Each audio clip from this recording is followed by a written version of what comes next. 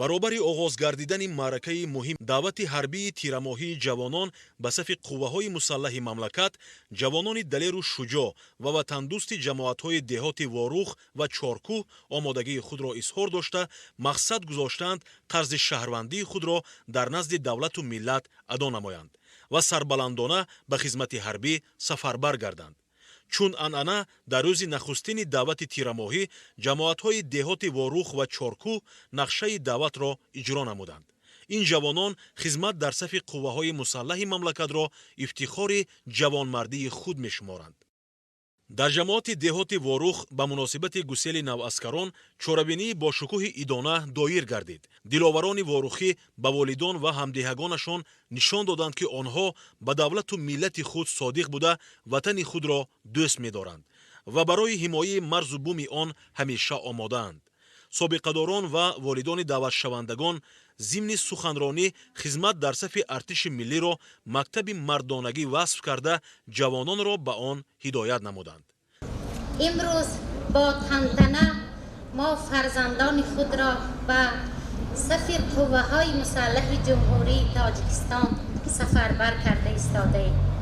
ман ҳамчун модар, ҳамчун омӯзгор ифтихор аз он дорам, ки чунин фарзанди далери шуҷоъ насибам гашта будааст ва имрӯз фарзандам хоҳиши худ ки хоҳиш кард, ки рафта дар сафи қувваҳои мусаллаҳ хизмат кунад. ҷамоати деҳоти Ворух дар минтақаи марзӣ ҷойгир мебошад ва ҷавононро мебояд ҷасуру нотарс ва далеру шуҷоъ буда баҳри ҳифзи ҳар як ваҷаб замини ин диёри зебоманзар камари ҳиммат банданд.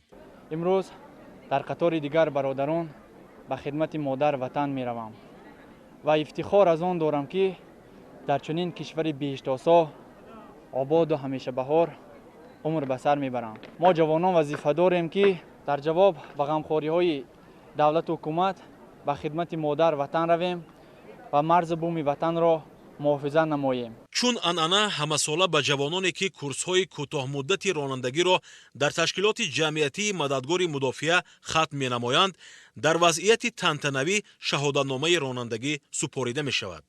даъватшавандагони ворухӣ ташаббусҳои ватандӯстонаи асосгузори сулҳу ваҳдат, пешвои муаззами миллат, президенти ҷумҳурии Тоҷикистон, сарфармондеҳи олии қувваҳои мусаллаҳи ҷумҳурӣ муҳтарам Эмомалӣ Раҳмонро сармашқи кори худ қарор дода, баҳри амалӣ намудани дастуру супоришҳои сарвари давлат ҳамеша омода ҳастанд.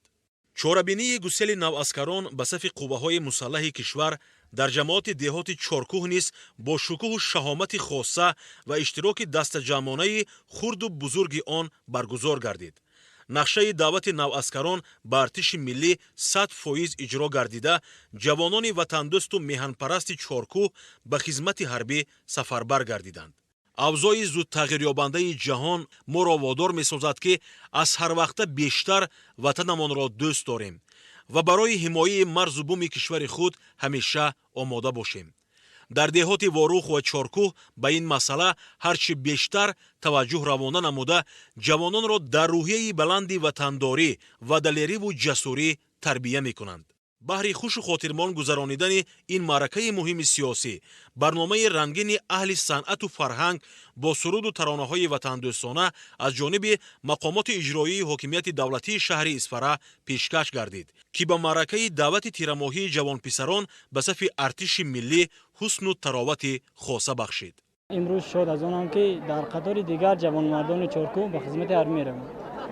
ҳодисаи ноороми ҷаҳони имрӯз аз мо талаб менамояд, ки мо ватани худмонро боз ҳам бештар дӯст дорем. муҳтарам пешвои миллат Эмомалӣ Раҳмон дар ҳар як баромади худ таъкид менамояд, ки бо ҷавонон боварии зиёд дорад ва ҷавонон ояндаи миллатанд. аз ин рӯ мо ҷавонон ватандӯстии худро дар амалмон нишон медиҳем. муҳаббат ба ватан асосан дар давраи наврасӣ зоҳир гардида минбаъд ташаккул меёбад.